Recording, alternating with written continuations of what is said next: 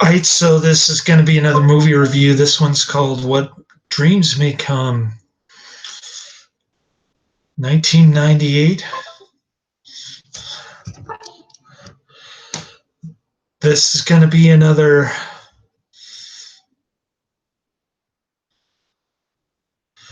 reason why I don't like watching movies after 1994.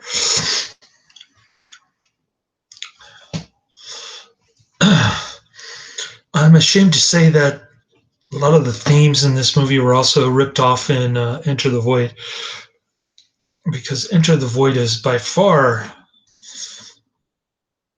a better movie than this. Not even close. So, Robin Williams is a pediatrician. He meets his wife in Swiss Alps or something, and they're having some kind of conversation. I don't get the dialogue at all in this movie. It's like some washed up former music video producer became a director and created this movie. So Robin Williams' wife is a painter, and they have a boy and a girl, although the girl looks like a boy. I don't know if she's androgynous or tomboy, or she just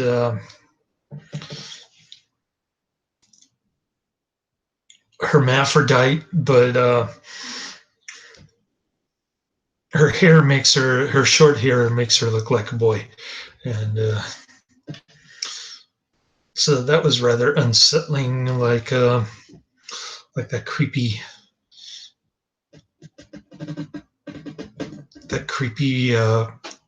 woman with the magical powers who looks like a boy in Fanny and Alexander. That's what it reminded me of. And so the kids get in a car, and apparently they get in a car accident, and they die, although we don't find out until later on, because the car crash happens off camera, and we hear Robin Williams complaining about it a lot. I'd be pretty upset if my two kids died in a car crash, but his wife can't handle it. She slits her wrist. She ends up in a loony bin, and then Robin Williams gets in a car accident. He jumps out on the freeway to help somebody, real smart, and of course he gets hit by a car that flips over, and that crash also was off camera. By the way, this gets a PG-13 rating because it had some swearing, I guess, in it. I don't know. The hell scenes are supposed to look pretty cool, but didn't impress me. Okay. So Robin Williams goes to heaven. I guess it's the Buddhist version of Nirvana. I don't know. Because there's reincarnation going on. Even the alternate ending has reincarnation theme, but I couldn't understand what the heck was going on. The actual ending to the movie didn't make sense to me either. And there's an Asian babe who looks really hot in this. Too bad she didn't get naked, become the leading character in this one. But she's in it for like 5 minutes, and she's also in the alternate ending. I guess she's the dead daughter reincarnated into some kind of Asian flight attendant. And she just appears out of nowhere to take the place of Robin Williams' son, who's reincarnated into his, I guess, his fellowship director. I don't know. And he's played by Cuba Gooding Jr., who's also in Daddy Daycare. That's the only other movie I've seen him in. Like I said, I don't watch the mainstream movies after 1995, so Cuba Gooding Jr. is kind of an unknown actor to me, but he's terrible in this. So is Robin Williams. And Max von Sydow, the great actor from Sweden who was in a bunch of Ingmar Bergman movies, as well as he played the priest, of course, in The Exorcist, the tall guy. He plays some head shrinker, although he's the reincarnated version of the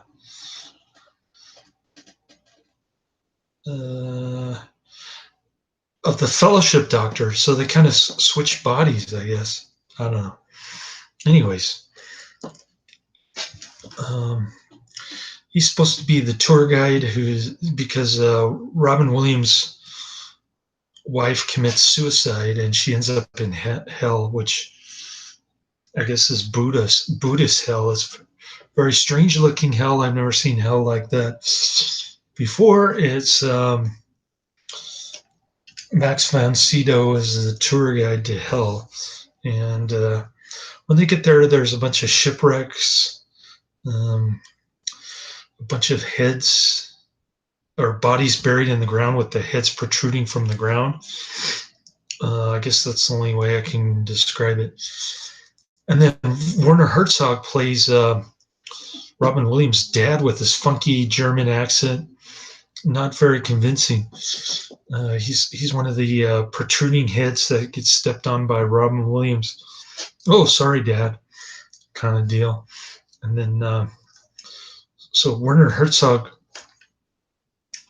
mumbles something in his German accent, and then doesn't make any sense. And then Robin Williams falls into this pit where his wife is. I didn't understand because I thought she was one of the protruding heads, but then Robin Williams fell in this like sinkhole, and he's going down this bottomless pit. He lands on his old house, which happens to be in hell now, and he has a conversation with his wife, who appears to be suffering from Alzheimer's or dementia or something, and he keeps saying, "When you win, you lose."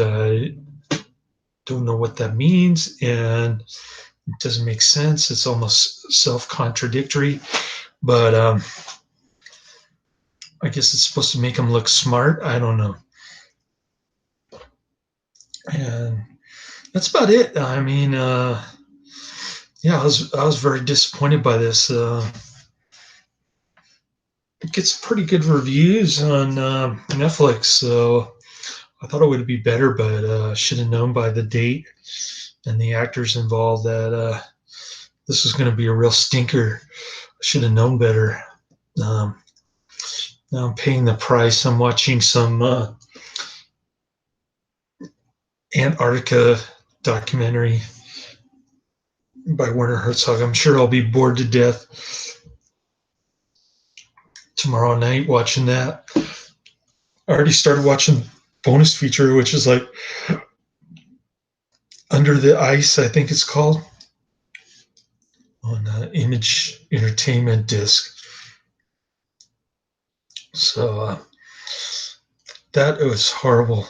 I can't even watch that. It's like watching frozen flesh, but at least watching frozen flesh as a means of torture is more enjoyable than watching a school of fish swim around under the ice, or some sea lion swimming around, or jellyfish, or whatever, clams on the sea bottom. That's really boring, man. I'm really getting bored with these discs. I'm sorry to say, but Werner Herzog discs are not, well, at least the ones that I selected are not as good as the ones that I watched, I don't know, 5 years ago. So so there's that, and kind of similar to the experience that I had with Godard movies. I thought the ones that I had seen 6 or 7 years ago were much better. If it, but So I'm revisiting all the bad movies from the art house directors, and it's driving me nuts. But I think I have about 15 more to go, and then I'll watch D.W. Griffith's Avenging Conscience, which is supposed to be the first horror movie. So that'll be kind of interesting. Um, so I'm kind of slowly working my way down. Sorry about that, but I got this one out of the way, and that's the end of my review. I'm still trying to find a room to rent. I asked a bunch of former coworkers. I got one response. I asked a couple of current coworkers, and one guy's helping me. One guy's not too helpful, but anyways, I'll start pounding the pavement in South San Francisco on Saturday. I'm gonna get massive amount of sleep because of the short payroll week due to the Thanksgiving holiday. I have to leave at 1 tomorrow. I can't work overtime, and just because the payroll department has to get their time cards in for the regular employees. So I'm a temp employee right now for at least 6 months before they hire me permanent, and they still want me to leave at 1 with everybody else because I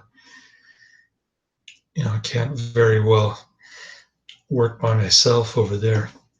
So yeah, it's one of those things, and hopefully I'll be able to catch up. I'm dead tired right now. Uh, Working 3 jobs during the past week or so. So catch up on some sleep tomorrow. Hopefully get some more movies in, and I'll talk to you later.